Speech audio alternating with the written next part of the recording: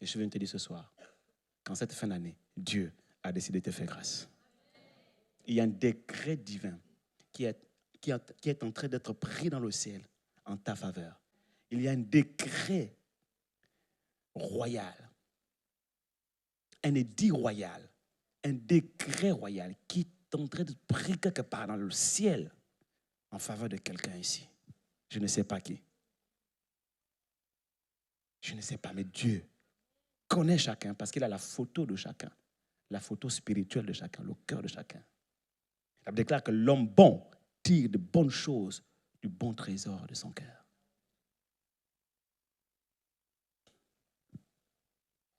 Et à travers la vie de quelqu'un comme l'apôtre Paul, on va essayer de comprendre ce mystère de la grâce de Dieu. Dans 2 Corinthiens chapitre 12, verset 9, l'apôtre Paul, vous le connaissez, un homme qui a été utilisé puissamment par Dieu. Il dit, on va lire à partir du verset plus haut, du verset, pour comprendre le contexte.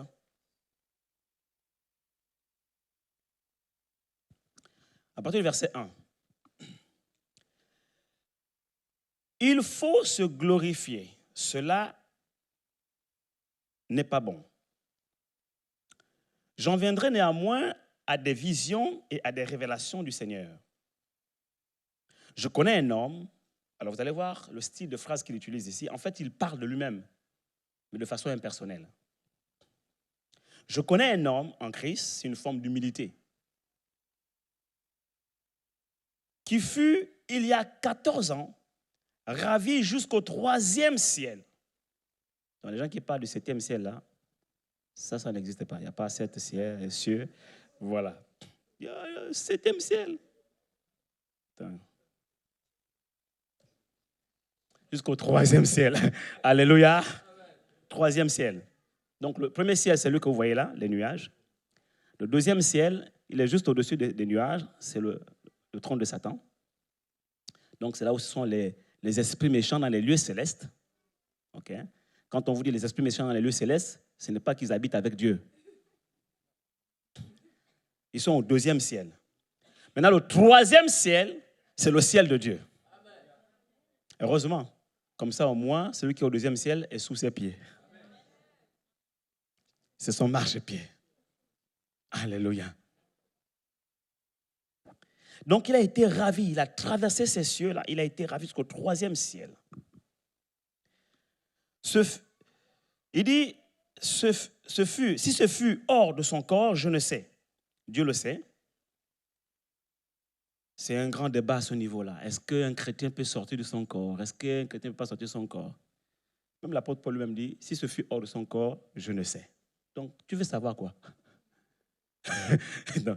Arrête de fouiller les choses qu'il ne faut pas fouiller. Est-ce que tu sais que la sorcellerie, c'est vouloir connaître les choses que Dieu ne t'a pas révélées?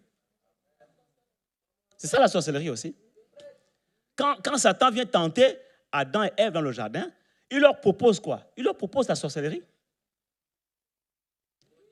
Oh. Mais les gens disent que non, voilà, Adam et Ève vont manger, voilà pourquoi Dieu, à cause d'une simple pomme. Enfin, ce n'était pas la pomme. Pourquoi j'ai la pomme? Vous voyez un peu l'arrière-plan, la culture. On nous a dit depuis peut-être que c'était la pomme. La pomme d'Adam, la pomme d'Adam. Hein, maintenant, les hommes ont la pomme d'Adam. Qui a dit que c'était la pomme? Oh, quelqu'un ici acclame Jésus, alléluia. C'était le fruit de l'arbre de la connaissance du bien et du mal. Point. Et permettez-moi d'ouvrir la parenthèse. Vous savez, ça c'est Fletcher qui m'avait dit ça, que toi, quand tu parles, en une seule intervention, tu peux faire 7 messages à la fois. Il a raison, je me rends compte aujourd'hui.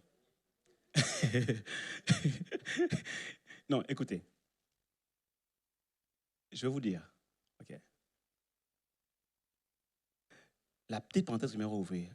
Quand la Bible dit, par exemple, que nous connaissons en partie, nous prophétisons en partie, en fait, nous sommes tous influencés par notre arrière-plan éducationnel, culturel, religieux, etc. Notre background, nous sommes tous influencés par ça. Ce qui fait que quand on parle, quand quelqu'un parle, ne vous arrêtez pas à ce qu'il dit. Soyez dans un esprit de prière pour demander à Dieu de vous aider à comprendre l'esprit de ce qu'il dit, en fait. Parce que tout le monde dans la communication, on s'exprime avec des codes qui sont conformes à notre background, notre arrière-plan. Je me souviens, j'étais en conférence avec certains collaborateurs de l'église, on était à Casablanca. Et puis, j'entends dans mon esprit, j'entends, c'était quoi le nom que j'attendais? J'entends Patou. J'entends Patou. Bon, pour ceux qui connaissent un peu mon ministère prophétique, il arrive comme ça que des noms, des prénoms ou des noms-prénoms s'affichent dans mon esprit, des fois, voilà, et puis je prophétise comme ça des paroles de connaissance. Ou parfois des numéros de téléphone. Et là, c'était vraiment, j'entends Patou. Et dans mon arrière-plan culturel, Patou, c'est Patricia. Depuis que j'ai grandi, je ne connais pas de Patou qui s'appelle autrement que Patricia. Vous me comprenez?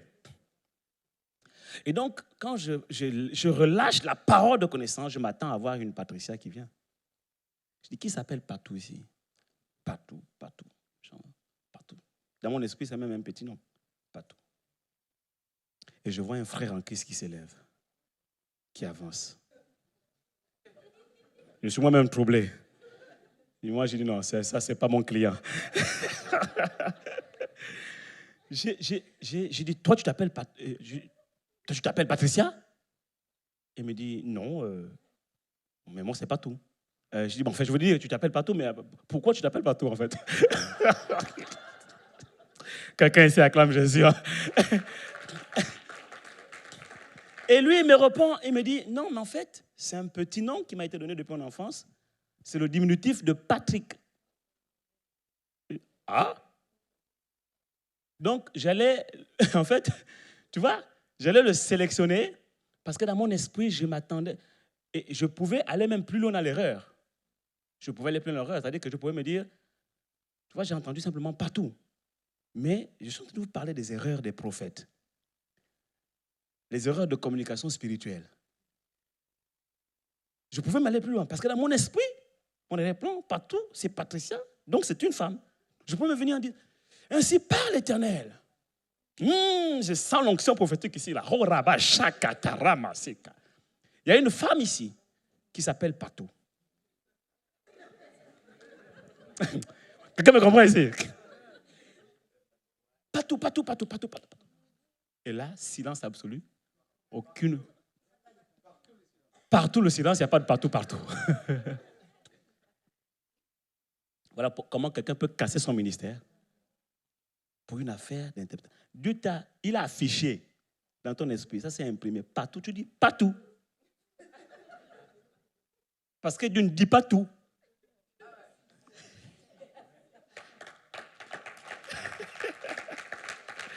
Alléluia. Dieu ne dit pas tout. Il t'a dit pas tout, tu dis pas tout. Et c'est là que je comprends qu'en fait, vous voyez, bref, il y a eu des situations comme ça, plusieurs situations. Ok. Et, bon, je ferme la parenthèse, c'était vraiment un autre enseignement, un rapide au flash. Ok. Donc, on revient à ce que je disais. L'apôtre Paul, il est ravi en esprit. Okay. Il voit des choses que l'œil de l'homme n'a point vues. D'accord? Il dit, de mon corps, je suis sorti, je ne sais pas. Donc, les choses là que vous voulez savoir, obligatoirement là, à laisser ça. Si Dieu ne t'a pas révélé, laisse tomber. Sinon, tu rentres dans la sorcellerie. C'est le péché d'Adam et Ève, je disais. Le diable est venu leur proposer une connaissance que Dieu ne leur avait pas encore révélée. Il leur a dit que si vous mangez de l'arbre de la connaissance du bien et du mal, vous connaîtrez comme Dieu. Mais ce que Satan dit n'est pas faux.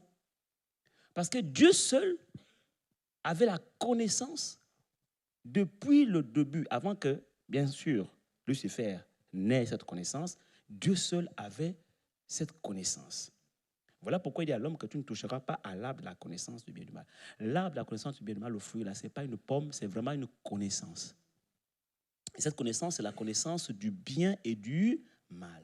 Donc quand Dieu a décidé ça, il a dit que personne d'autre, même pas les anges, ne devait connaître le bien et le mal si ce n'est lui. Et si quelqu'un cherchait à connaître le bien et le mal, automatiquement il sortait de la présence de Dieu. Donc le péché de Lucifer dans le ciel, lorsque la Bible déclare que jusqu'à ce que l'iniquité suive trouver son cœur, le péché de Lucifer, c'était la connaissance du bien et du mal. Oui. Quand vous lisez la Bible déclare que dans le ciel, quand on sera au ciel là-bas, on mangera le fruit de l'arbre de vie. L'arbre de vie n'a pas commencé à exister sur la terre, dans le jardin d'Éden. L'arbre de vie existait dans le ciel depuis même avant la création d'Adam et Ève. Depuis quand même Lucifer était encore au ciel, l'arbre de vie existait déjà. Et à côté de l'arbre de vie, il y a toujours le contraire de l'arbre de vie, c'est l'arbre de la connaissance du bien et du mal. Donc l'ordre que Dieu donne à l'homme sur la terre, c'est un ordre qu'il avait déjà donné dans le ciel. Quand il a créé le premier jardin d'Éden, le premier jardin d'Éden, c'est dans le ciel. L'Éden céleste. Voilà pourquoi quand on parle de Lucifer, on lui dit que tu étais en Éden. Tu comprends? Il était en Éden. Le premier Éden dans le ciel. Avant qu'on le précipite sur la terre, il était en Éden, un astre brillant. Il était en Éden. Le premier Éden, c'est dans le ciel. Et dans le premier Éden, il y avait l'arbre de vie, l'arbre de la connaissance du bien et du mal, et Dieu leur a interdit de toucher à l'arbre de la connaissance du bien et du mal. Dieu seul a le droit de connaître le bien et le mal.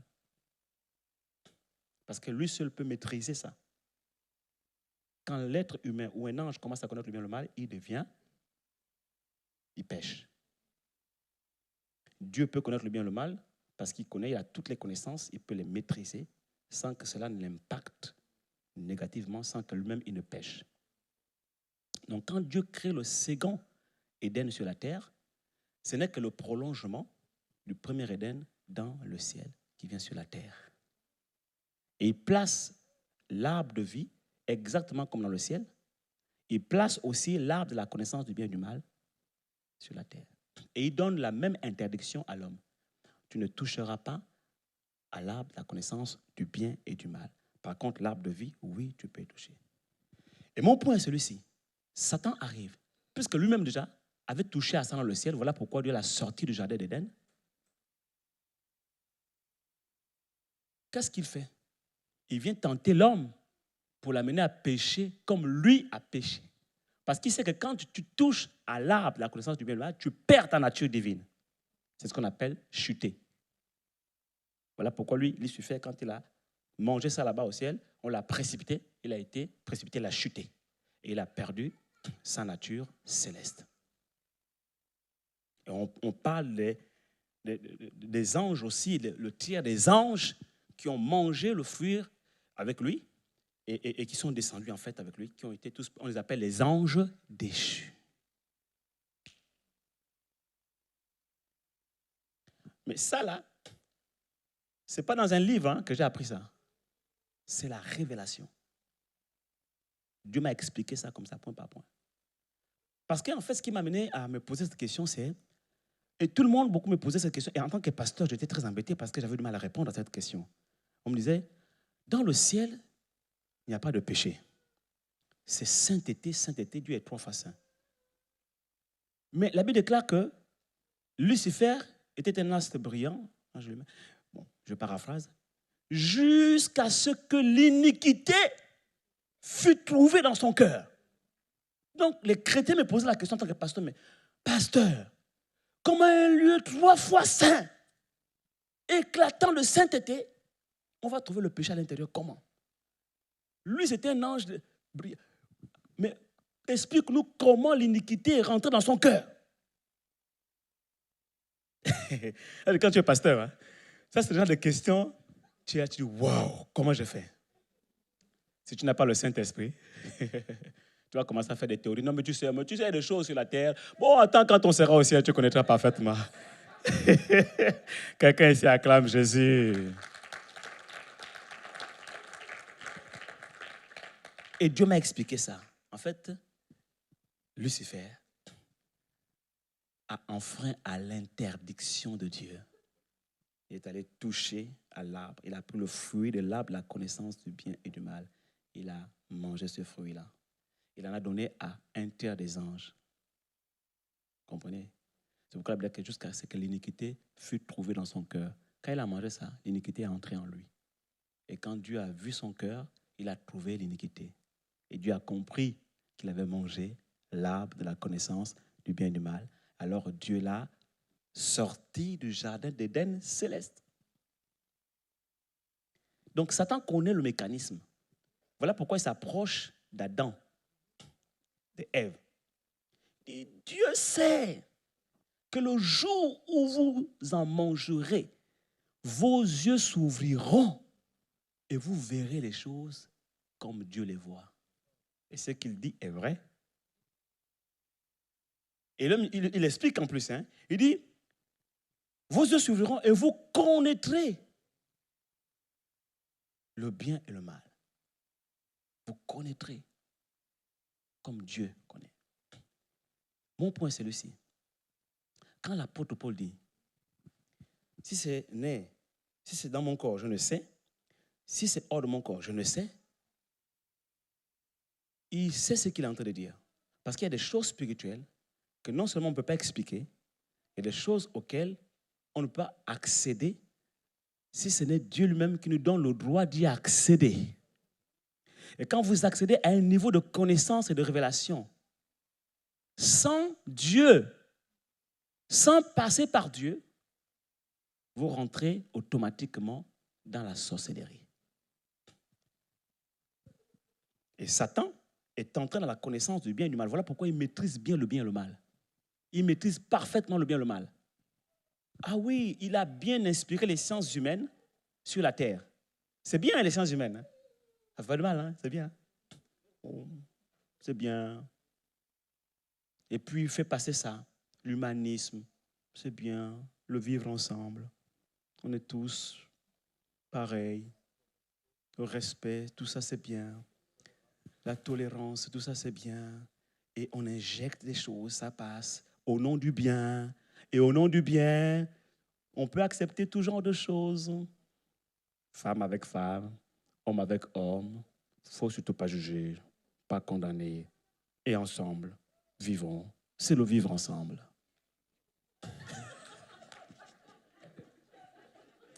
Quelqu'un ici acclame le Seigneur. J'aimerais dire à quelqu'un que le bien n'est pas de Dieu.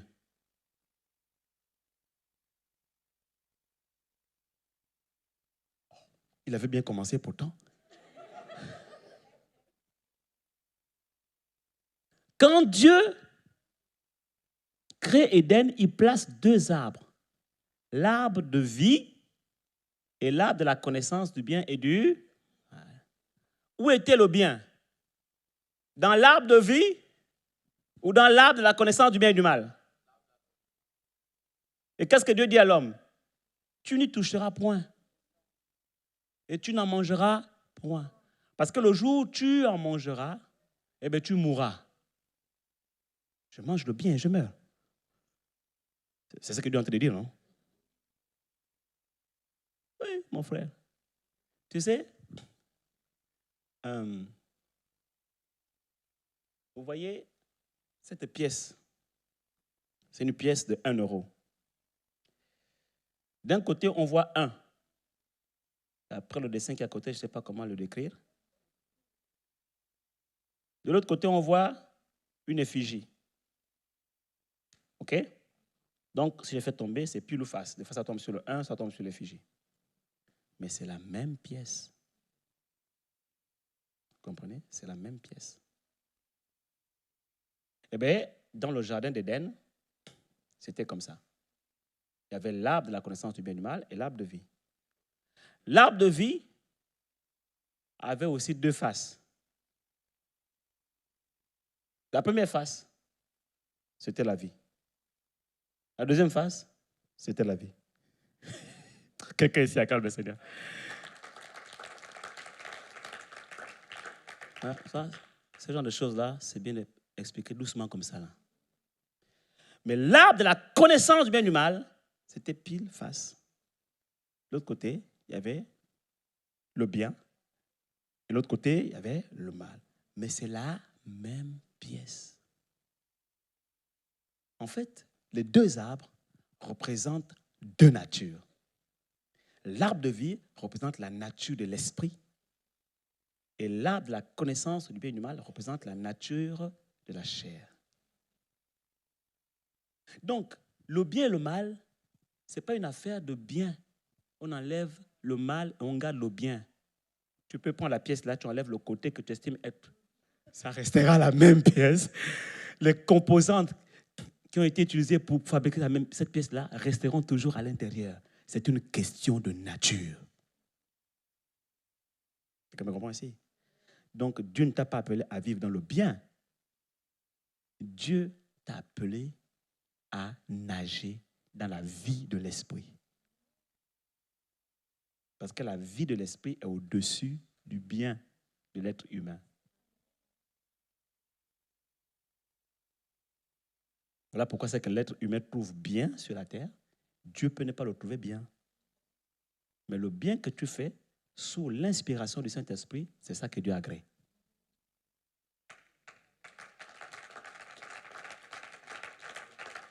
Je le répète, le bien que tu fais sur la terre, sous l'inspiration du Saint-Esprit, c'est ça que Dieu agrée. Parce que tout acte de bonté, de bien que nous faisons sur la terre, les mots que nous utilisons, on utilise le mot bien, mais ça c'est le mot, le langage humain. Dieu, il ne dit pas que c'est bien. Ce que tu appelles bien là, Dieu n'appelle pas ça bien. Dieu appelle ça bon. Oh, quelqu'un me comprend ici. Regardez, quand Dieu a créé, est-ce que vous avez vu qu'il a... Et Dieu a vu que c'était bien. Quelqu'un ici acclame Jésus, alléluia. La Bible déclare, et Dieu vit que c'était bon. C'était bon. Après, c'était très bon. Jamais il n'a utilisé bien. Parce que ce n'est pas dans sa nature. C'est comme la gentillesse. Ce n'est pas le fruit de l'esprit.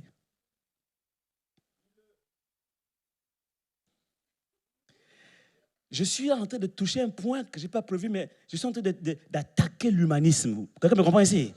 Je suis en train d'attaquer l'esprit d'humanisme dans cette nation et dans ce continent, dans ce monde, l'esprit d'humanisme. On vous fait passer tout que c'est bien. Comme c'est bien, c'est bien. Ça ne fait pas de mal. Mais le bien et le mal, c'est la même pièce. Enfant de Dieu, tu es appelé à marcher dans la vie. Marcher par l'esprit, c'est marcher dans la vie. Nager dans la vie. C'est pourquoi il a dit que des fleuves de vie couleront de ton sein et t'a donné le Saint-Esprit pour expérimenter la vie éternelle. Et la vie est au-dessus du bien. Quand tu fais... Oh, merci ma soeur, tu m'encourages. C'est souvent inquiétant pour un... Quand tu amènes dans un niveau de révélation comme ça, là, tu as envie que tout le monde comprenne, mais je ne m'inquiète plus. Avant, je m'inquiétais, je stressais parfois. Je ne stresse plus parce que je sais que le meilleur enseignant, le Saint-Esprit, est dans vos cœurs. Lui, la Bible déclare qu'il vous enseignera toutes choses. Quelqu'un ici acclame Jésus.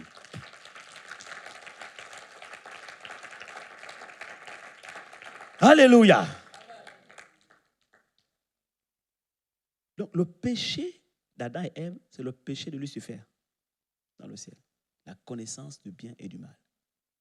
Prends la pièce, la connaissance du bien et du mal. Prends cette nature-là, jette dehors.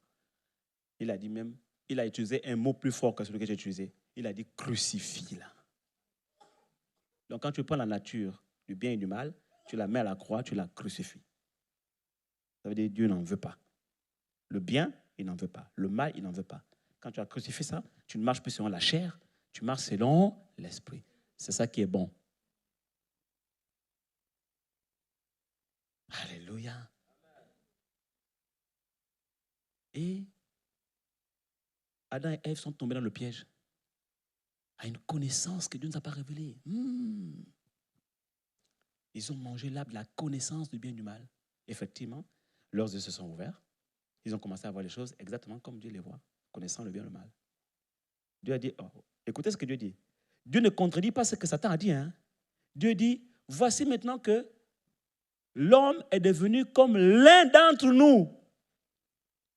Qui parle? Le Dieu Elohim. Il parle au Fils et au Saint-Esprit, donc le Père. C'est le même qui a dit, créons l'homme à notre image. Donc il revient et dit, voilà l'homme qu'on a créé là. Voilà maintenant qu'il est devenu comme l'un d'entre nous, connaissant le bien et le mal. Ah! Et qu'est-ce qu'il dit? Il dit, sortons-le du jardin. Il fallait rapidement qu'on le sorte. Pourquoi? Parce que si on ne sortait pas Adam et Ève du jardin, ils allaient manger aussi l'arbre de vie. Et le croisement, parce que la création est aussi marquée par des phénomènes de croisement.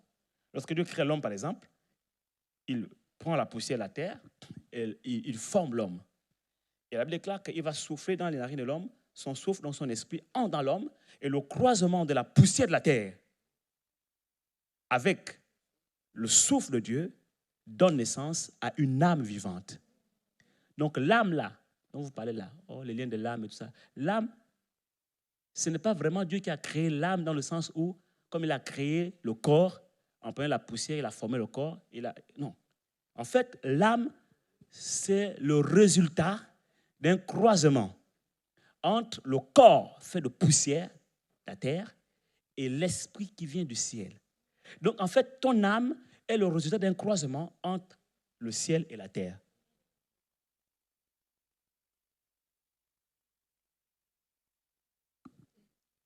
C'est pourquoi la Bible dit que le premier Adam était une âme vivante, parce que c'était un être terrestre. Mais le second Adam est un esprit vivifiant. Parce que le second Adam n'est pas le résultat de la terre. Il n'a pas été créé par la poussière de la terre. Le second Adam, la Bible dit que quiconque est né de Dieu, voyez-vous, le second Adam est né de Dieu.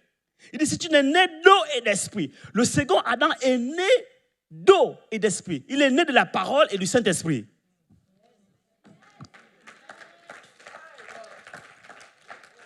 C'est pourquoi le second Adam n'est plus une âme vivante, mais un esprit vivant.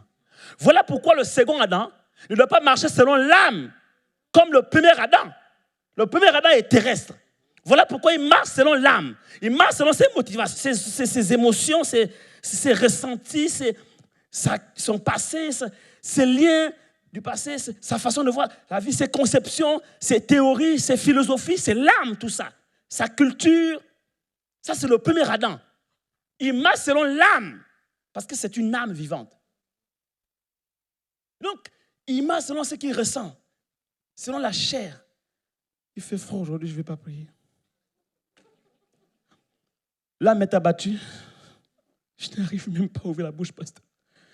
C'est compliqué, même quand je veux prier en langue, la bouche est sèche.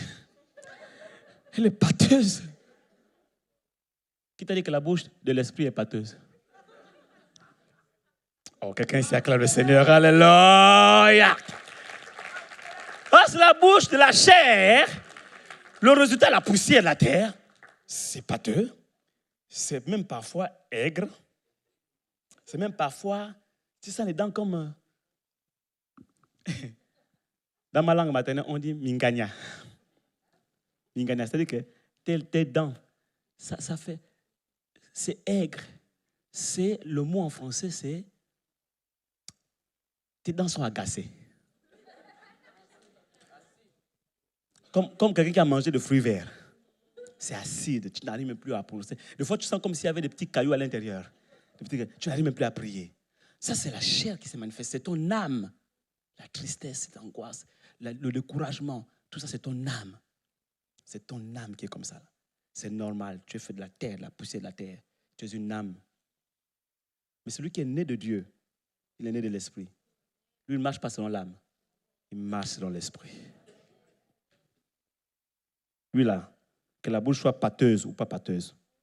L'Esprit dit, oh, offre sans cesse à Dieu un sacrifice de louange, c'est-à-dire le fruit de tes lèvres qui confesse la grandeur de son Saint-Nom. Et là, le premier Adam se manifeste. L'âme dit, ah, mais la bouche est pâteuse.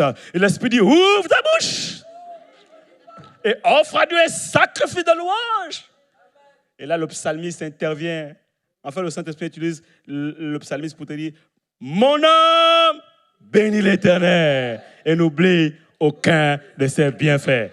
Quelqu'un ici acclame le Seigneur. Alléluia. Alléluia. L'âme te dit, 40 jours de jeûne et prière. C'est pas un peu ambitieux, ça? Je pense même que c'est trop ambitieux.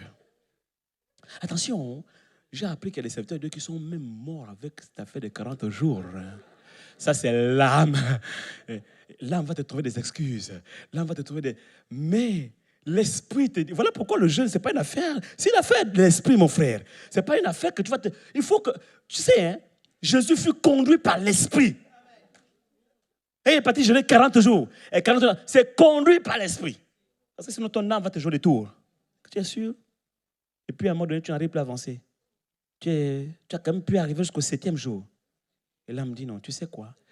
Ça, c'est l'âme. Il connaît les Écritures, l'âme. Jésus a dit, tes pensées ne sont pas les pensées de Dieu, mais celles du diable, des hommes. C'est les mêmes pensées. Le diable utilise l'être humain. Et là, l'âme, la chair te dit, tu as jeûné 7 jours, c'est pas mauvais déjà, c'est bien. Bon, on va jusqu'au 8e jour. Comme 8, c'est le chiffre de l'alliance. Maintenant, au 8e jour, il réapparaît. Et là, il te dit, 8, le chiffre d'alliance. Comme Dieu fit alliance avec Abraham. Et tu vois, quand Dieu a fait alliance avec Abraham, tu t'en souviens, non? Et puis, qu'est-ce que Dieu a dit à Abraham? Dieu a dit, offre-moi ton fils. Quand Abraham a offert son fils, Dieu a dit, stop. C'est bon, j'ai vu ton cœur. Nous sommes au 8e jour. C'est le jour de l'alliance. Dieu voulait simplement te faire un test. Il a vu ton cœur. Tu es prêt à sacrifier ton Isaac. Alors maintenant, c'est bon, arrête. C'est bon, Dieu a pourvu. Aux 32 jours restants. Là, tu entends toutes sortes de révélations. Ah, le Seigneur m'a parlé. Alors, qu'est-ce qu'il y a? Dans les 40 jours, ça y est, c'est fait. C'est fait, on n'est qu'au 8e jour. Non, pour moi, c'est accompli. Tout est accompli. C'est-à-dire que Dieu a déjà, c'est-à-dire que j'ai déjà même, lui a te fait comprendre que ce que Dieu t'a dit là, ça veut dire qu'il considère que tu as déjà jeûné les 40 jours. Donc, tu as déjà jeûné les 40 jours d'avance. Ah. Et c'est qu'on peut faire avance sur le salaire. On peut faire un crédit, d'accord, mais le jeûne là, par avance, là, je ne connais pas ça, mon frère. Quelqu'un me comprend ici? Et là, ton âme commence à te jouer des tours, ton âme commence à te trouver des raisons pour t'expliquer par les saintes écritures même, des raisonnements. Ça, c'est ton âme. C'est pourquoi il ne faut pas jeûner par la chair, il faut jeûner par l'esprit. Il faut jeûner par l'esprit. Parce que quand tu jeûnes par l'esprit, tu es dans une dimension différente de la chair. La chair te dit, il faut manger absolument. Tu ne peux pas vivre sans manger. Ce n'est pas possible. Mais l'Esprit te dit, l'homme ne vivra pas de pain seulement, mais de toute parole qui sort de la bouche de Dieu. Je n'avais jamais encore compris ça, jusqu'au jour où je l'ai vécu. Parce que je pensais comme beaucoup d'entre vous, qu'il faut quand même que tu manges. Et au début, c'est difficile, tu as faim. C'est chaud, tu vas tenir 3 jours, machin, et puis 7 jours déjà, waouh! Là, tu commences à entendre la voix du diable à travers ton âme qui te parle, la chair, comment ça, les raisonnements et tout ça. Mais quand tu as franchi cette difficulté, tu as vaincu. C'est comme quand au début, tu avais du mal à te réveiller le matin pour prier, et tu as fini par franchir le cap. Du coup, pour toi, ça devient un plaisir de prier. Et tu as une facilité à te lever à 5 heures du matin pour prier, alors qu'avant, tu avais du mal à te lever à 5 heures du matin pour prier. Là, c'est l'hiver, là. Même quand tu dors 10 heures, tu as encore sommeil le matin. C'est ça l'hiver. Tu as du mal à te réveiller. Quand tu te réveilles, même tu as encore sommeil. En fait, c'est normal, c'est l'hiver. L'hiver est comme ça. Le contraire de l'été. L'été, tu dors un peu comme ça, tu te fais, il fait déjà jour. C'est comment? C'est comme ça la vie. Donc, si tu suis les choses comme ça, tu seras ballotté en tout vent de... Tu vas être conduit par les lois naturelles, en fait. L'homme spirituel n'est pas conduit par des lois naturelles. L'homme spirituel est conduit par les lois spirituelles. Parce que les lois spirituelles sont au-dessus des lois naturelles. Tu te lèves à 5 heures du matin, il fait sombre, c'est vrai, le corps est lourd, ça sont les lois naturelles, c'est normal, c'est l'hiver, le corps a envie de dormir, tes yeux se referment, ce sont des lois naturelles, c'est le sommeil. Maintenant, toi, tu dois rentrer dans la dimension spirituelle pour être au-dessus des lois naturelles. Et au début, c'est difficile, mais quand tu as franchi le cap, le spirituel prend le dessus sur le naturel. Ça devient facile pour toi. Là, maintenant, tu marches sur les eaux. Là, tu marches sur les eaux. C'est-à-dire que là, tu sais que les gens trouvent normal de faire. Ils sont étonnés que toi, tu te lèves même à 4 heures avec joie. Même tu te couches peut-être à 23 heures, tu te lèves à 4 heures en pleine forme avec joie. Mais comment tu fais? Ce n'est plus une loi naturelle. Parce que ce n'est pas naturel ce que tu fais. Et tu le fais régulièrement, avec passion. Ta journée est remplie de joie, tu es en pleine forme. Tu pètes la forme, quoi. Le tonus, quoi. Mais ce n'est pas possible. Mais comment tu fais? Tu n'es plus soumis aux lois naturelles. Donc même le climat, l'hiver, n'arrive plus à te maintenir dans les contraintes de ces lois. Oh, quelqu'un me comprend ici? Parce que tu vis dans l'esprit. Parce que tu manges l'arbre de vie le matin, le soir, c'est l'arbre de vie. L'homme ne vit pas de pain seulement. J'ai expérimenté ça, je vous assure. Et quand j'ai commencé à vivre cette dimension de jeûne et prière, au point où même quand je ne jeûne pas, j'oublie de manger en fait.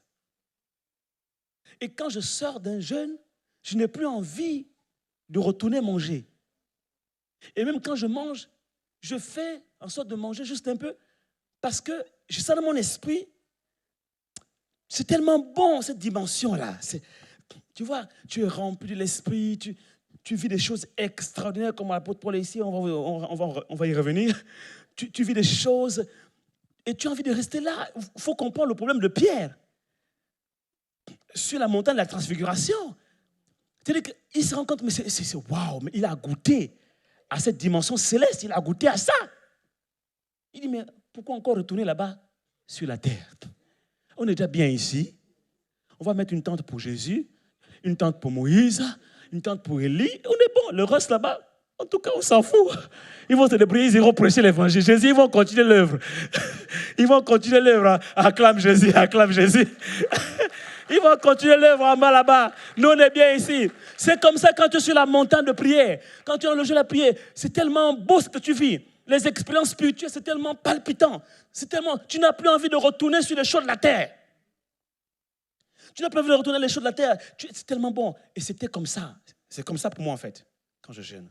C'est tellement bon que même manger, là, maintenant, je n'ai plus envie de manger. Tu es rassasié de sa présence, frère. La présence de Dieu est comme de l'eau délicieuse. Même Perrier a menti. Vichy Célestin, incomparable. Oh, quelqu'un ici acclame le Seigneur. Alléluia. Badoua, 0.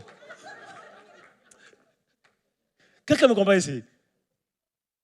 C'est que sa présence, c'est des eaux vives, des eaux vives, de l'eau de vie. C'est bon, c'est bon. Quand tu as goûté à cette eau-là, tu as encore envie d'aller acheter Badoua? Non. Quand tu as goûté à cette eau, tu vas encore aller boire, comment ça s'appelle? Cristalline?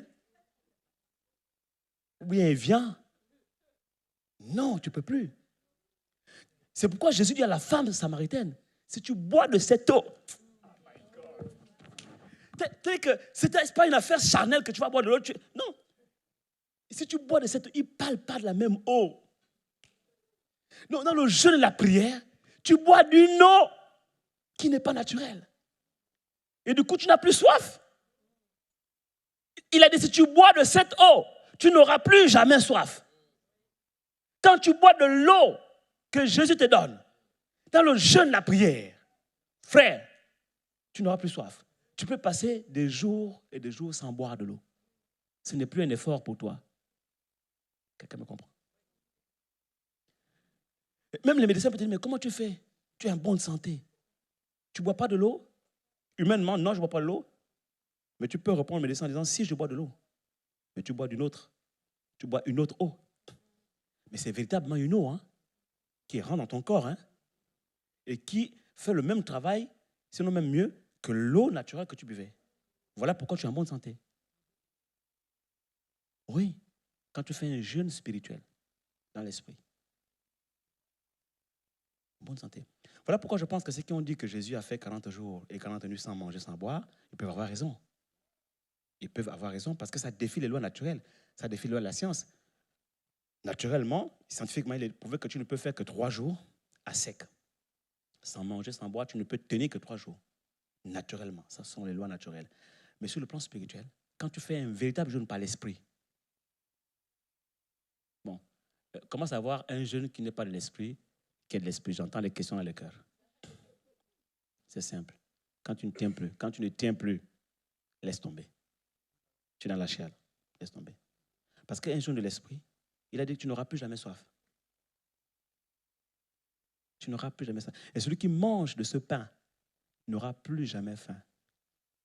Le pain de la parole. Voilà pourquoi quand tu jeûnes, quand on le jeûne, un jeûne de l'esprit est alimenté par l'eau de l'esprit et la parole de vie.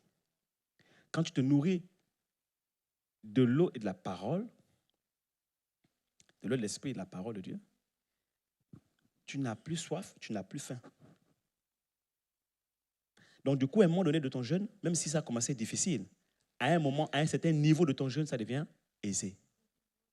Ce n'est plus compliqué. C'est un plaisir pour toi. Parce que tu as une autre nourriture à manger, tu as une autre eau à boire. C'est un plaisir pour toi. Et c'est pourquoi tu peux facilement aller jusqu'à 40 jours. Parce que tu es porté par l'esprit. Jésus fut transporté par l'esprit dans le désert. Toi aussi, tu es porté, transporté par l'esprit dans ce désert de 40 jours de jeûne et prière. Ça devient facile pour toi. Au début, c'est difficile parce que ce n'est pas souvent commun de jeûner 40 jours ou 21 jours. Ou pour ceux qui ont jeûné pour la première fois, c'est normal. Vous comprenez? C'est normal. Mais quand tu as traversé cette difficulté par la force du Saint-Esprit, quand tu arrives à un niveau, ça devient, par exemple, au 20e jour, 25e jour, 30e jour, ça devient facile pour toi. Tu n'as plus soif, tu n'as plus faim. Vous comprenez très bien ce que j'entends dire, mais je sais qu'il y en a qui se disent, mais ça, comment faire? Maman, si tu ne sens pas dans l'esprit de le faire, si tu n'es pas convaincu, ne le fais pas haut. On n'a pas envie d'aller te retrouver quelque part là-bas. On n'a pas envie d'avoir TF1 ici pour nous interviewer. Ou M6 pour parler du Sud-Ouest. Quelqu'un me comprend ici?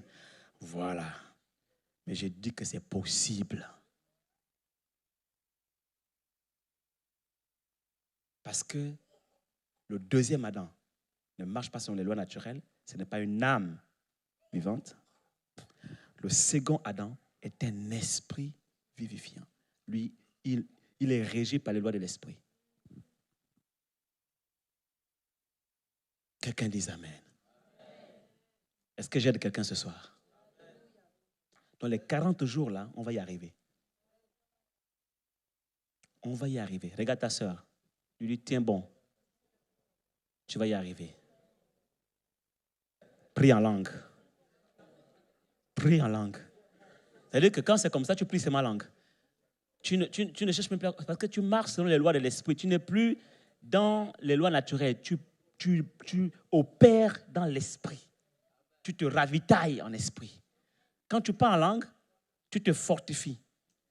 En français contextualisé, celui qui est dans le jeûne de la prière, lorsqu'il parle en langue, il prie en langue et qu'il lit la parole de Dieu, il est en train d'aller faire ses courses au supermarché céleste. Voilà pourquoi il n'a plus faim, il n'a plus soif, parce qu'il mange. En fait, je vais choquer quelqu'un ce soir. Jeûner, ce n'est pas s'abstenir de manger et de boire. Mais jeûner, c'est manger la nourriture que Dieu te donne et boire l'eau que Dieu te donne. Je vais dire ça autrement, parce qu'ils vont croire que quand ils jeûnent, un frère peut leur apporter un sandwich, c'est Dieu qui a pourvu. Non, il faut que je reformule ça. OK? Parce que je dis ça, la nourriture que Dieu donne, là, il faut expliquer. Le jeûne et la prière, ce n'est pas l'abstinence du manger et du boire. Le véritable jeûne, c'est manger la nourriture que l'Esprit te donne et boire l'eau de l'Esprit qui te donne. Voilà pourquoi tu n'as plus faim, tu n'as plus soif. Quelqu'un ici acclame le Seigneur. Alléluia. Alléluia. Voilà pourquoi tu peux toujours être en bonne santé et vivre encore longtemps. C'est pourquoi Jésus dit, l'homme ne vivra pas de pain seulement, mais de toute parole qui sortira de la bouche de l'Éternel. Quelqu'un a compris quelque chose ce soir? Voilà pourquoi c'est possible dans cette dimension. Mais ne t'aventure pas à le faire si tu n'as pas compris cette dimension et si tu n'es pas entré dans cette dimension, mon frère. Dans les 40 jours là, tout le monde n'est pas obligé de jeûner 40 jours. Hein. Ne nous mentons pas.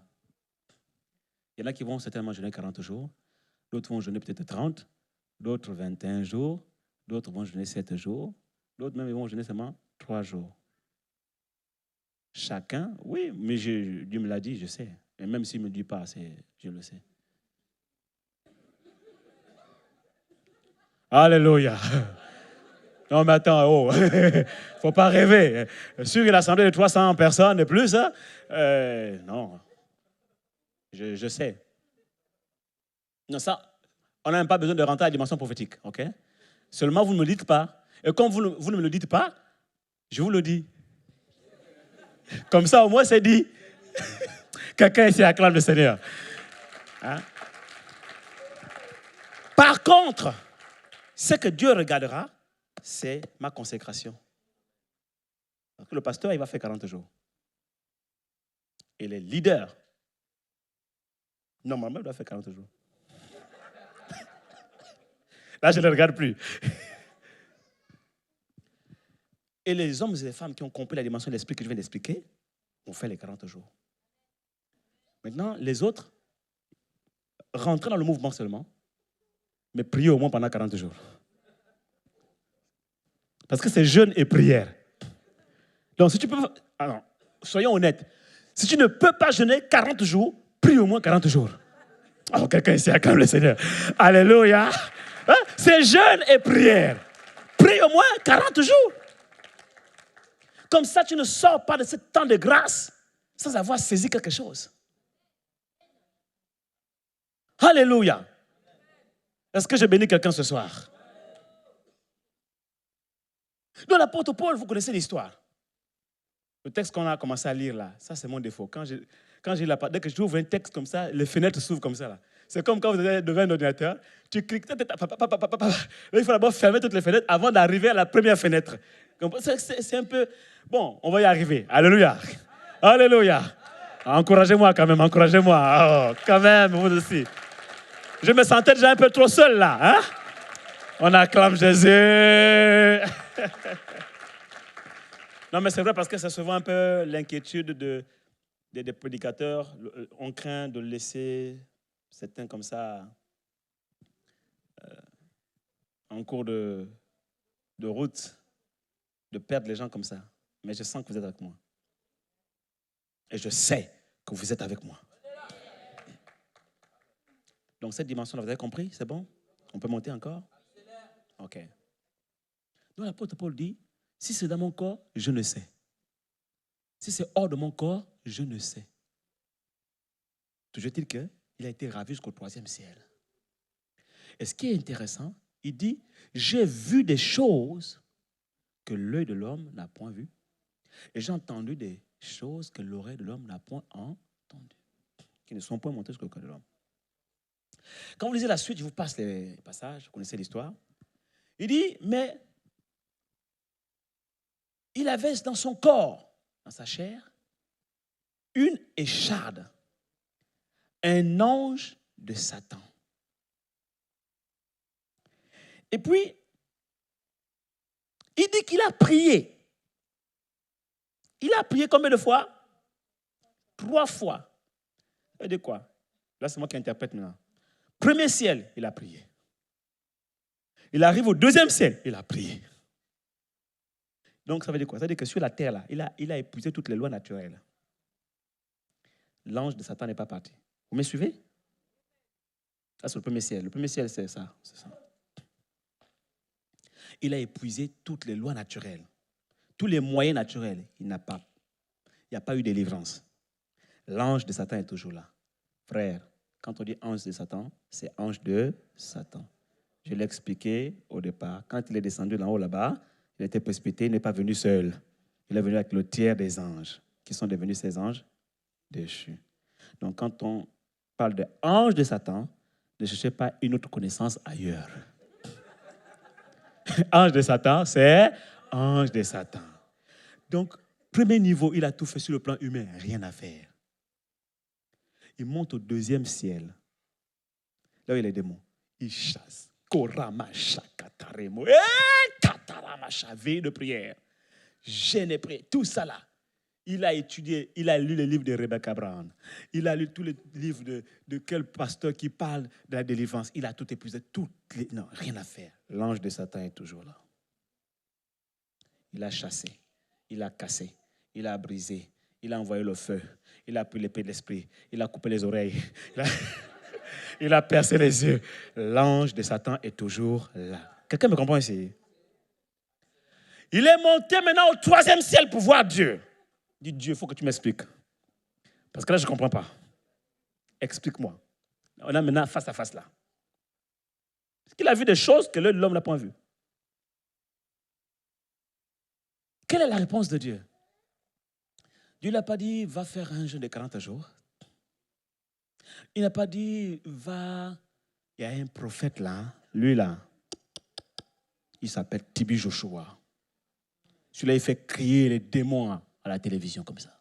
On va le voir. Celui-là, il fait accoucher les femmes enceintes qui ont déjà dépassé leur terme de grossesse en live. Ils ont 11, 12 mois de grossesse, c'est des trucs mystiques.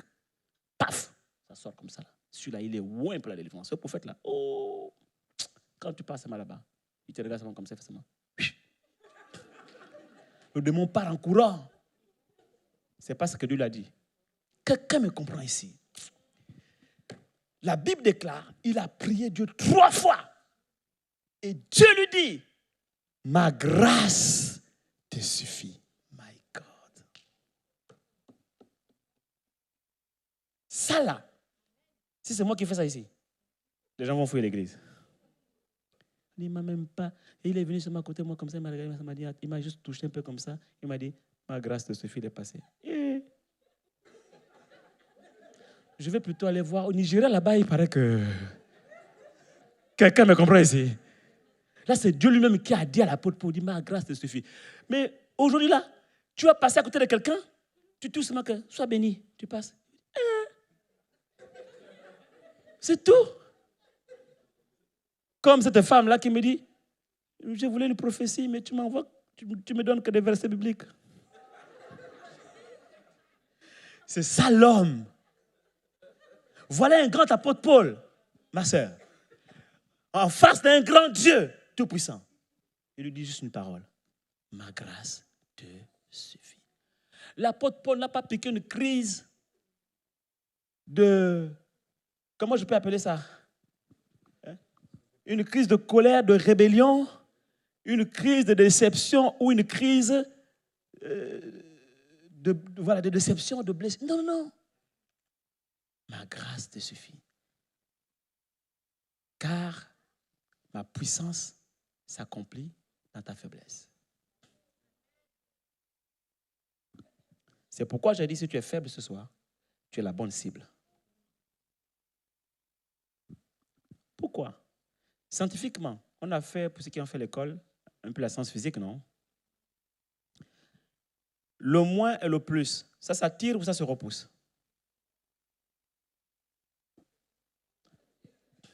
Le moins et le plus, ça s'attire ou ça se repousse? Ça s'attire.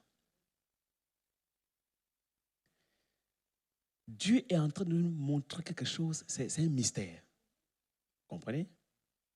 Vous savez pourquoi Dieu a détruit la tour de Babel? Parce que la Bible dit, quand ils ont construit la tour de Babel, là, leur but était que le sommet touche le ciel de Dieu. Si Dieu laissait la tour de Babel se construire jusqu'au bout, aujourd'hui, là, vous voyez un peu ce qui se passe à la tour Eiffel. Les gens viennent de partout dans le monde entier. Ça devient un centre d'attraction touristique. Ils font les photos, ils viennent là, ils déposent. Ça devient vraiment... Ce qui se passe là, c'est rien comparé à ce qui se passerait si la tour de Babel existait aujourd'hui. Dans le monde entier, les gens viendraient de partout pour venir à la tour de Babel. Ça deviendrait un centre d'attraction touristique et même pire, un centre d'attraction mystique, spirituelle. Il y aurait beaucoup de théories qui seraient montées autour de la tour de Babel. Il y a des gens des dieux devaient naître là. Oui, il y a des gens qui devaient donner naissance à des dieux. Là, en fait, c'était un hôtel d'adoration qu'ils étaient en train de construire là. Et quand Dieu a vu ça, il dit, Dieu voit tout à l'avance. Il nous voyait nous tous là. Il dit, mais toutes ces personnes, ils viendraient ici. Au lieu de m'adorer, moi maintenant, les gens viendraient adorer ici. Dans la tour de Babel, le but non avoué était de détourner l'attention des hommes de Dieu pour la tourner vers autre chose. Quelqu'un me comprend ici? Quand Dieu a vu ça, il a cassé. Parce que lui seul est digne d'adoration. Il est jaloux de sa gloire. Alléluia. Et les gens qui ont construit la tour de Babel, autant pour moi, deviendraient des dieux. Même étant morts, il y aurait leur effigie partout. Les gens allaient adorer. Ils allaient même reproduire des petites tours de Babel dans leur maison. Ils deviendraient dieux parce qu'ils ont construit quelque chose qui touche le ciel. Quand Dieu t'élève, c'est ça que je veux dire. Quand Dieu t'élève à la dimension où tu vas jusqu'au 3e ciel, tu vois des choses que l'œil de l'homme n'a point vues, que les oreilles, tu entends ce que les oreilles de l'homme n'ont pas entendu. Tu es monté jusqu'au 3e, tu as touché le ciel. Dieu te regarde là. Il dit, bon, comment je fais maintenant? Puisque c'est moi qui lui ai révélé tout ça. Quand il repart sur la terre, le risque que les hommes l'adorent est de 90%. Comment je fais? Alors Dieu lui-même te rend humble. Il va t'aider à être humble. Quelqu'un me comprend ici? Ce n'est pas moi qui le dis, c'est l'apôtre Paul lui-même qui le dit. Il dit, pour ne point m'enorgueillir. Vous me suivez? Il va t'aider à être humble. Je ne sais pas ce soir quelle est ta faiblesse. Je ne connais pas ton écharde. Mais si jusqu'à présent, tu as tout fait sur le plan naturel, tu as chassé tous les démons au niveau du second ciel, tu as même rencontré Dieu, et que Dieu ne t'a rien dit, ou il t'a juste dit, ma grâce te suffit, bénis l'Éternel. Pourquoi? Parce que Dieu est en train de te préserver du pied de l'orgueil pour te maintenir dans cette dimension de puissance. Il a besoin que cette écharde reste là. Quelqu'un me comprend ici? C'est-à-dire que il faut que tu comprennes que le plus et le plus ne s'attire pas. Si tu es plus, c'est-à-dire que tu es fort, et que Dieu aussi est plus, il est fort, parce que Dieu ne peut pas être faible. Ça ne peut pas marcher entre vous deux. Je ne suis pas en train de vous dire d'aller chercher les faiblesses. Qu'on s'entende bien. Voilà. Il ne faut pas aller chercher les faiblesses à gauche, à droite, ou bien vouloir garder les faiblesses desquelles Dieu veut vous débarrasser. Vous comprenez? Non, ce n'est pas la même chose. Ah, le prophète a dit donc finalement,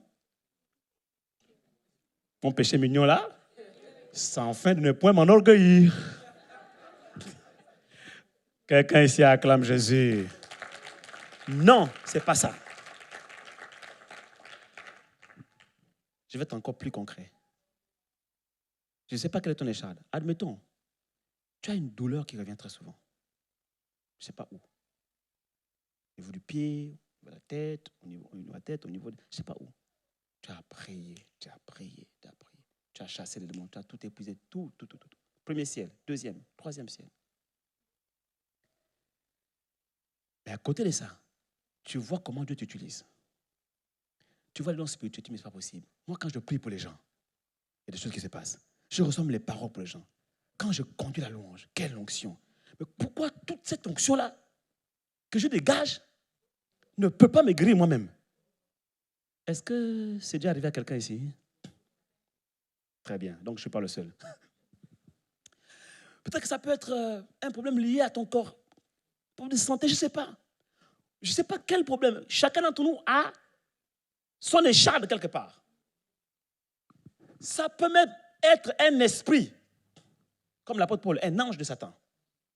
Chassé, brisé, cassé, etc. et tout. Rien à faire.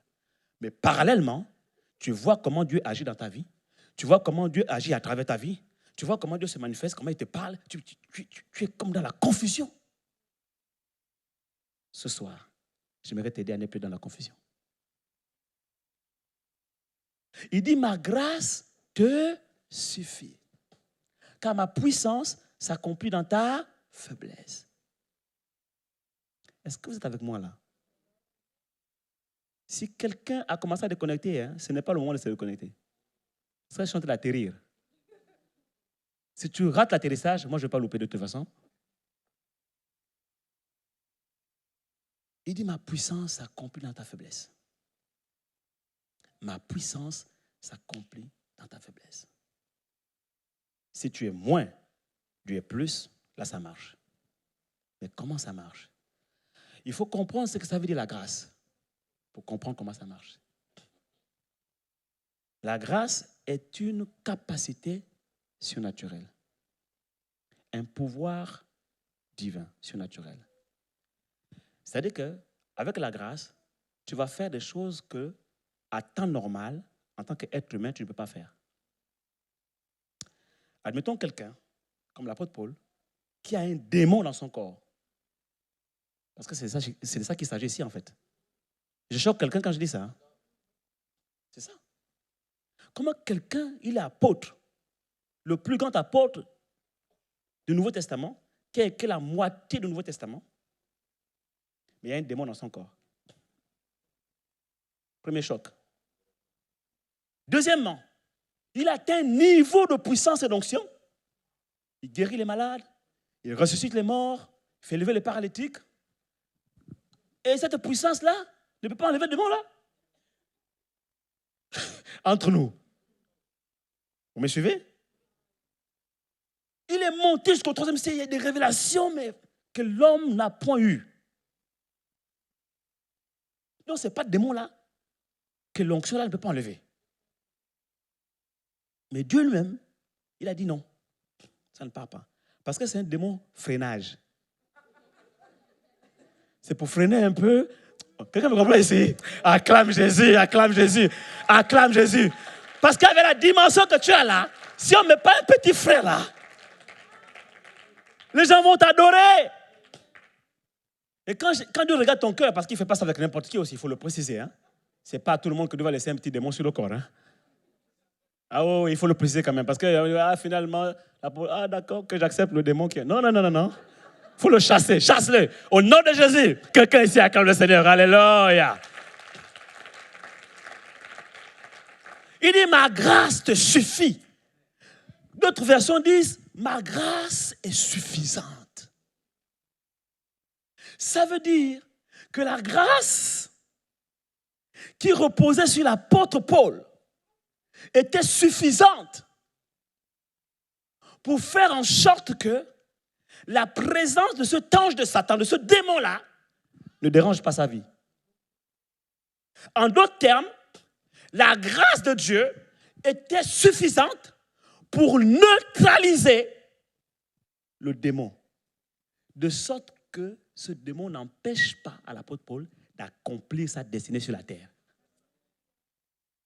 C'est pourquoi l'apôtre Paul a dit, j'ai achevé la course. Maintenant, une couronne m'est réservée. Au début, quand il se battait avec ça, il disait, je n'ai pas encore achevé la course. Oubliant ce qu'il y a en arrière, me portant vers ce qu'il y a en avant, je cours vers le but pour obtenir le prix de la vocation céleste. Il parle de sa destinée. Il a combattu le bon combat. Il a combattu, il a maintenu, il a gardé la foi jusqu'au bout. Et à la fin, il dit maintenant, j'ai achevé la course. Ça veut dire quoi?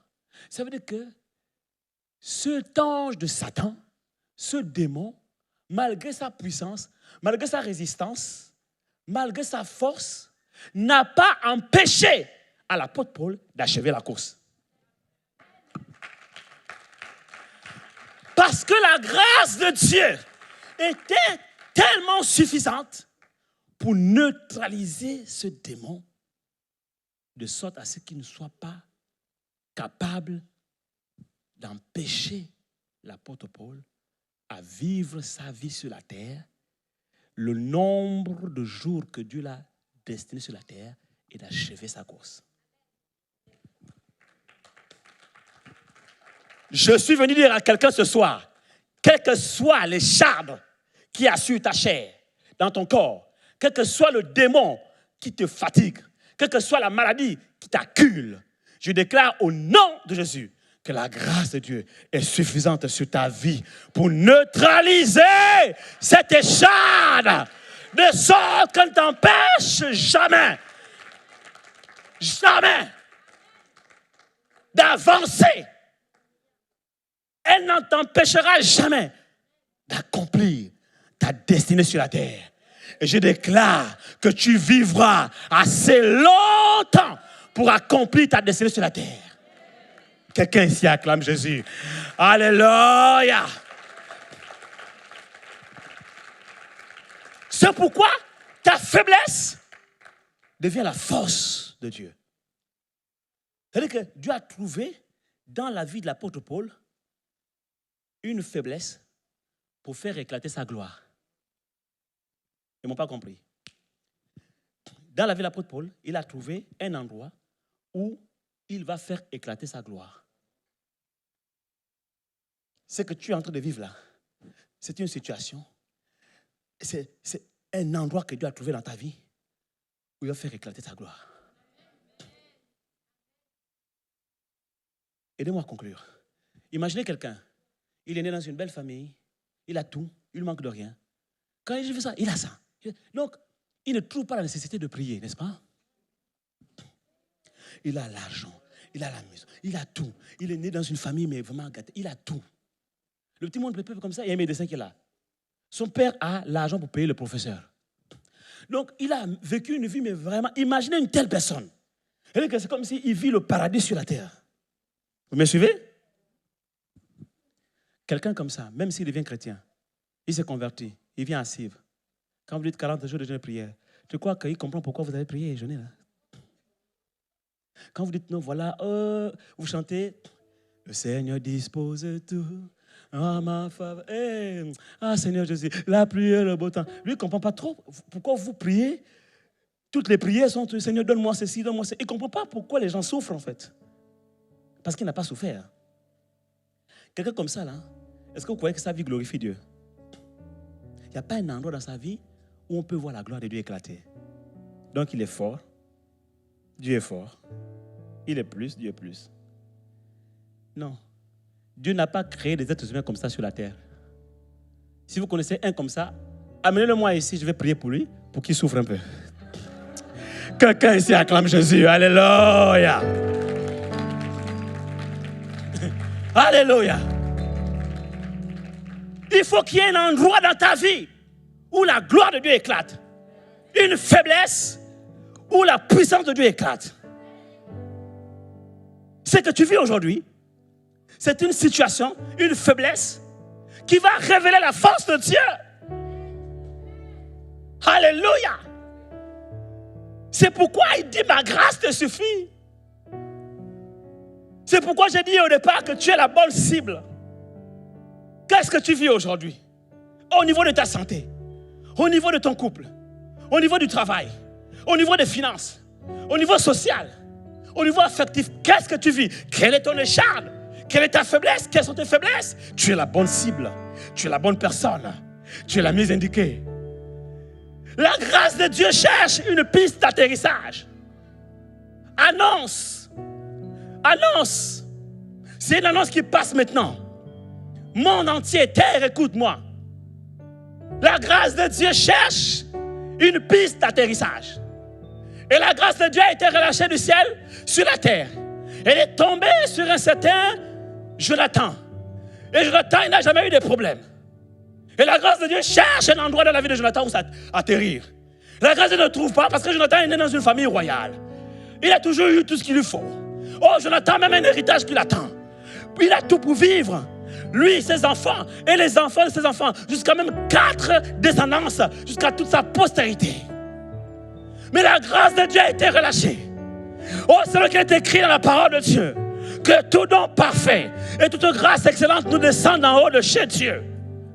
La grâce est descendue du ciel, mais la grâce de Dieu cherche un endroit où atterrir. Et elle vient sur la vie de Jonathan. Mais Jonathan n'a aucun problème. Il n'a aucun souci. Il vit bien sa vie. Et la grâce de Dieu ne peut pas atterrir. Parce qu'elle n'a pas trouvé un endroit où atterrir. Et alors la grâce de Dieu est venue sur l'apôtre Paul. Et l'apôtre Paul avait une écharpe dans sa chair. Exactement comme toi ce soir. Avec une faiblesse, avec une infirmité, avec une écharpe. Et la grâce de Dieu a parcouru la vie de Paul, a parcouru la vie de Mireille, a parcouru la vie de Fanny, a parcouru la vie de Pierre, a parcouru la vie de Francky, a parcouru la vie de Christine. La grâce de Dieu se meut, elle est en train de se mouvoir. Elle cherche un endroit à atterrir. Et la grâce de Dieu a localisé exactement le lieu de ta faiblesse. Et la grâce de Dieu a atterri dans ta vie. Elle atterrit maintenant dans ta vie au nom de Jésus. Elle est en train d'atterrir. Elle est en train d'atterrir afin que tu saches que là où tu es faible, c'est là que la puissance de Dieu va se déployer. Là où tu es faible, c'est là que Dieu va faire atterrir sa grâce. Oh! Afin que tu saches que ça ne vient pas de toi, mais cela vient de Dieu. Afin que là où le péché a abondé, là où la maladie a sévi, là où les démons ont détruit, la grâce de Dieu surabonde. Quelqu'un ici acclame Jésus.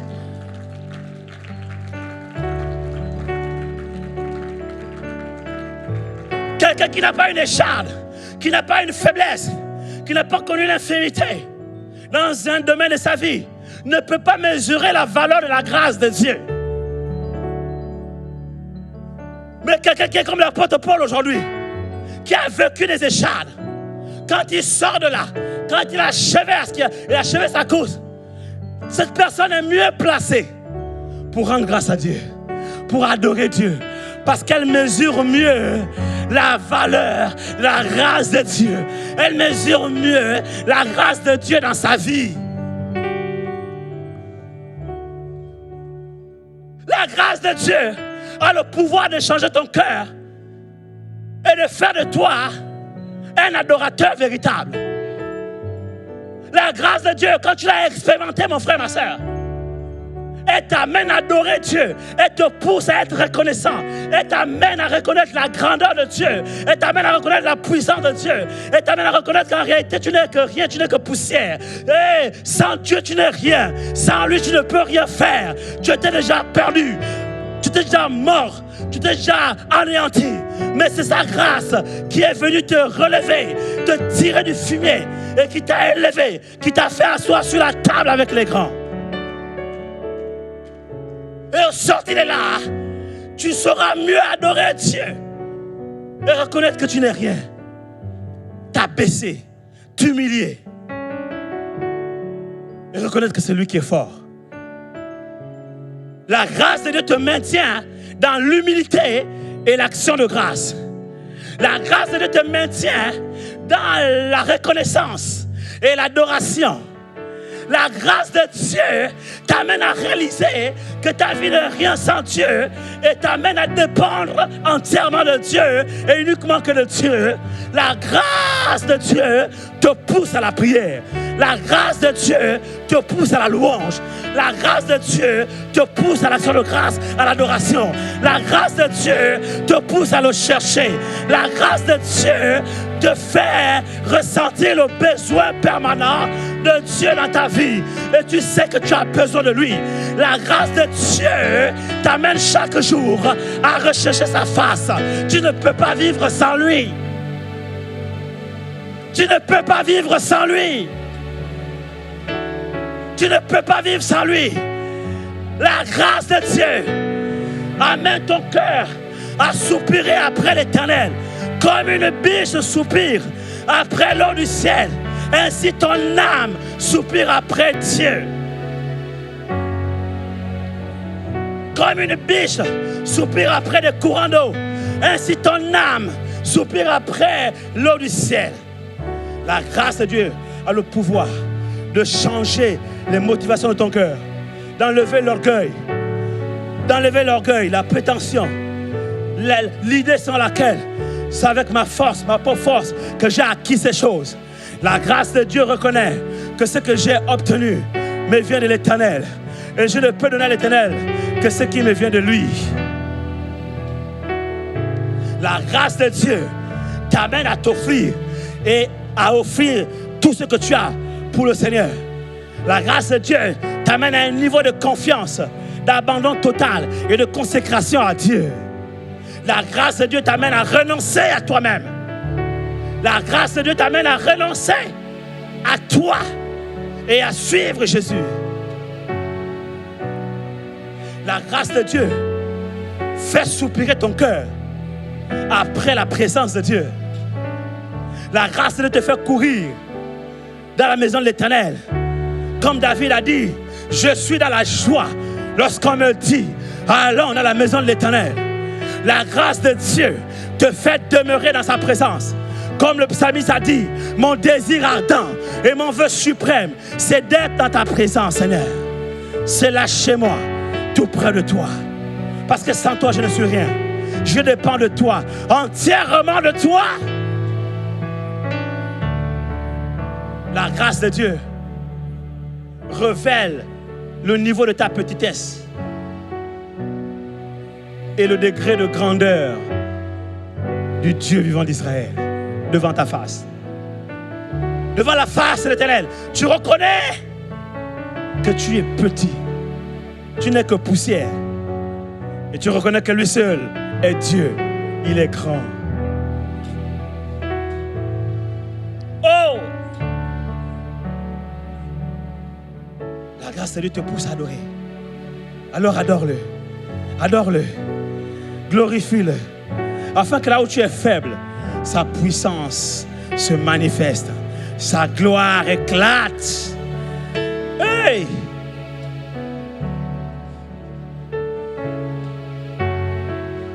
Oh yes! Adore-le. Adore-le.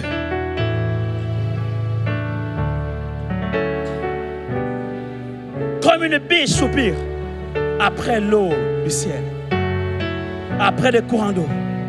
Soupire ce soir après l'Éternel. Adore-le. Adore-le.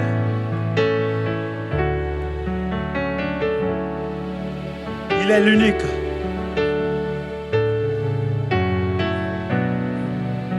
Que ce soit l'unique désir de ton cœur. Celui de l'adorer.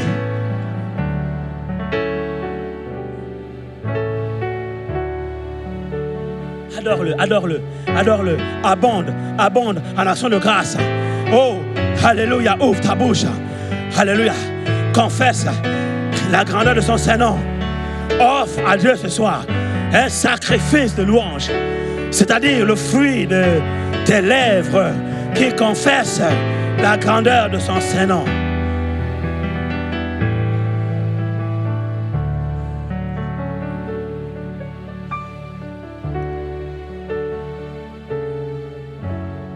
Prie en langue, prie en langue, prie en langue, prie en langue, prie en langue. Korabasha katarababa.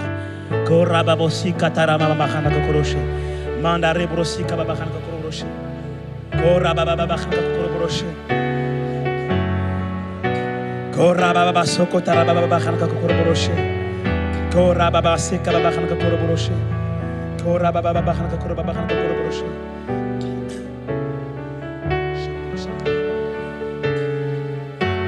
Je sens la présence de Dieu ici. Ah.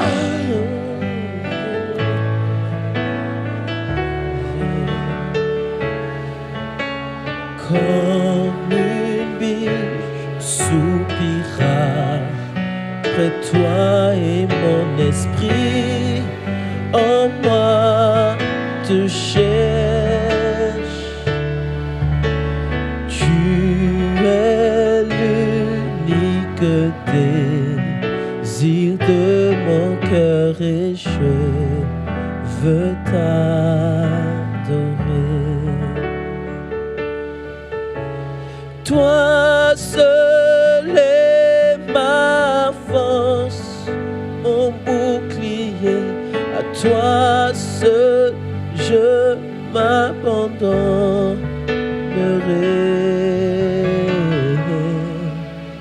Tu es l'unique désir de mon cœur et je veux t'adorer.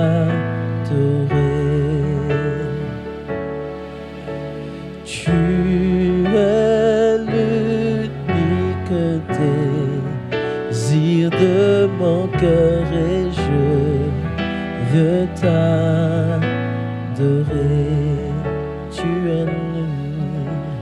Tu es l'unique désir de mon cœur et je veux t'adorer.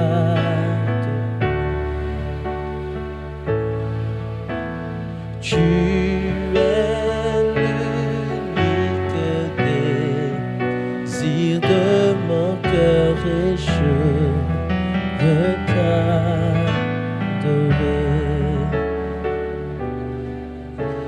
Tu es l'unique désir de mon cœur et je veux t'adorer.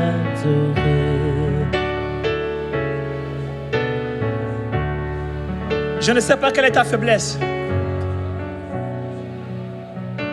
Peut-être dans ton caractère.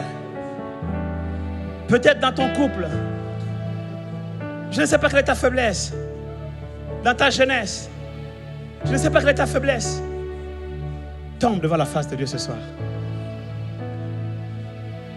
Désire la grâce suffisante de Dieu sur ta vie. Sa grâce est seule suffisante pour neutraliser cette chose en toi. Sa grâce seule peut être suffisante pour neutraliser cette chose qui te combat, qui combat ta vie, qui combat ta relation avec Dieu, qui combat ta foi, qui combat ta relation de couple. Est-ce que c'est un tempérament? Est-ce que c'est un comportement? Est-ce que c'est une habitude, une attitude, un trait de caractère, un caractère? Est-ce que c'est la colère? Est-ce que c'est la rancune? Est-ce que c'est la rancœur? Est-ce que c'est le découragement? Est-ce que c'est la négligence, la paresse, la procrastination? Est-ce que c'est la fuite, la démission devant les responsabilités de la vie? Ta faiblesse est maintenant face à toi. Le Saint-Esprit te révèle ta faiblesse ou tes faiblesses. Tu as combattu par tous les moyens possibles. Au premier ciel, au second ciel, tu as chassé tous les démons. Tu as veillé, tu as prié, tu as tout fait. Aujourd'hui, tu as compris que tu as plus que jamais besoin de la grâce de Dieu. Parce que sa grâce te suffit pour neutraliser cette écharpe, cette faiblesse qui combat ta vie, qui t'empêche de grandir en maturité, qui t'empêche de rentrer dans ta destinée. Et je déclare que la grâce de Dieu sera suffisante sur ta vie pour neutraliser cette chose, de sorte qu'on ne t'empêchera pas et plus jamais d'avancer. Tu avanceras. Je dis que tu avanceras. Tu iras de gloire en gloire, de progrès en progrès, de victoire en victoire, de triomphe en triomphe. Tu iras et tu seras transformé de gloire en gloire, comme par le Seigneur l'Esprit. Ta vie ne sera plus jamais la même. Tu avanceras et tu accompliras les œuvres de l'Éternel sur la terre. Et comme l'apôtre Paul, tu achèveras ta course sur la terre. Et rien ne t'arrêtera. Je dis que rien ne t'arrêtera. Rien ne t'arrêtera. Rien ne t'arrêtera. Parce que sa grâce sera tellement suffisante sur ta vie. Et le pouvoir de sa grâce te portera, te transportera jusque dans les lieux élevés et te fera marcher sur les lieux élevés. Comme une biche, il rendra tes pieds. La victoire sera ton partage. Le triomphe sera ton partage. Car sa grâce est suffisante sur ta vie. Elle est suffisante. Elle est suffisante. Ta grâce seule m'appelle. Prie, prie, prie. Ta grâce seule me soutient.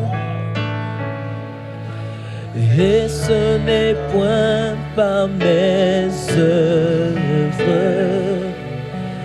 mais par le sang de l'agneau.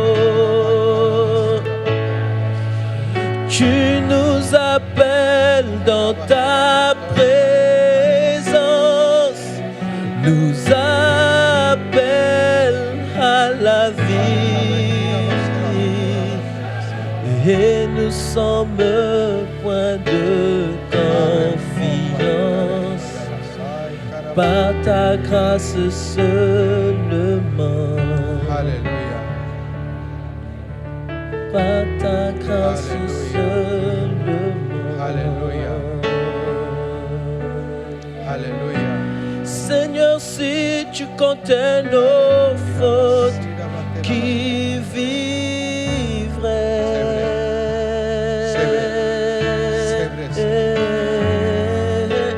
Nous sommes là seulement par ta grâce. Tu nous as lavés par le sang de l'agneau. Nous sommes dans la course seulement par ta grâce. Alléluia. Seigneur, si tu comptais nos fautes, qui vivrait?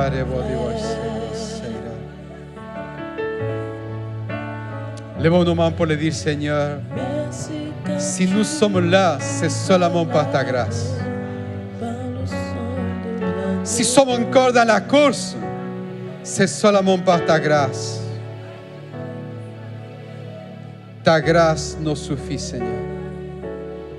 Merci pour ta parole. Merci pour ta parole qui nous donne, Seigneur, la vie de l'Esprit.